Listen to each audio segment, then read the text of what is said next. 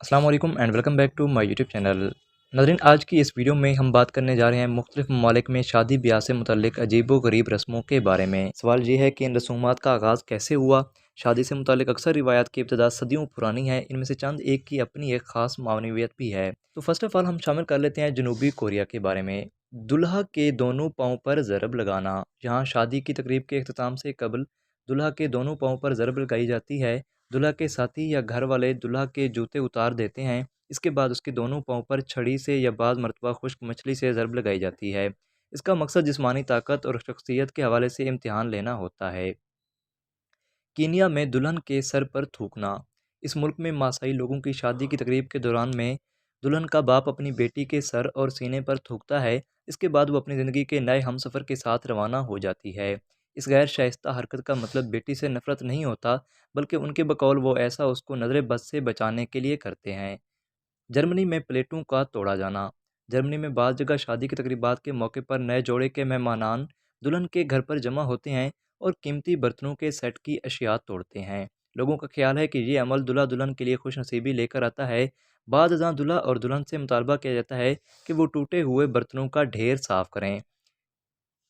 चीन में रोने की रस्म। चीन के बाद इलाकों में रोने को शादी की तैयारियों का ज़रूरी हिस्सा शुमार किया जाता है। शादी की तकरीब से एक माह कबल दुल्हन को रोज़ाना 1 घंटे तक रोना पड़ता है। 10 रोज़ बाद दुल्हन की माँ भी अपनी बेटी के साथ इस अमल में शामिल हो जाती है। इसके 10 रोज़ बाद दुल्हन की नानी भी अपनी नवासी के साथ इस अमल में शरीक हो जाती है। आखिर में दुल्हन के ख़ानदान की दीगर ख़वातीन भी इस रोने के अमल में शामिल हो जाती हैं।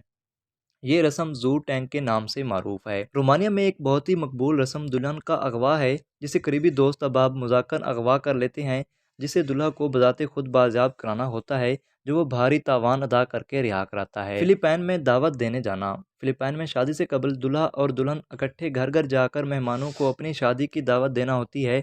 अगर किसी को शादी की दावत किसी वजह से घर जाकर ना दी जा सके, तो वो दोस्त शादी में शिरकत नहीं करते, बल्कि गुस्से का इजहार करते हैं। कलीसिया में शादी के वक्त बेटी का हाथ पकड़ना। कलीसियाओं में अक्सर शादी के वक्त दुल्हन को वहाँ उसका बाप ही हाथ पकड़ कर लाता है।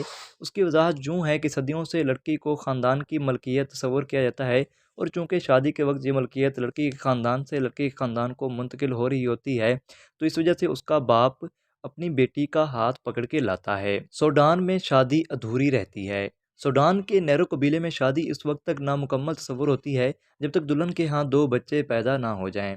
अगर दूसरा बच्चा ना हो तो शादी को नामुकम्मल समझा जाता है और दूल्हा को हक हासिल होता है कि वो उसे तलाक दे शादी के मौजू पर किताब की मुसन्निफ़ा ब्रिगिट एडम कहती हैं कि अक्सर शादियों के मौके पर रस्म व रिवाज को बहुत अहमियत दी जाती है, लेकिन उन्हें ज़रूरत से ज़्यादा अहमियत नहीं दी जानी चाहिए।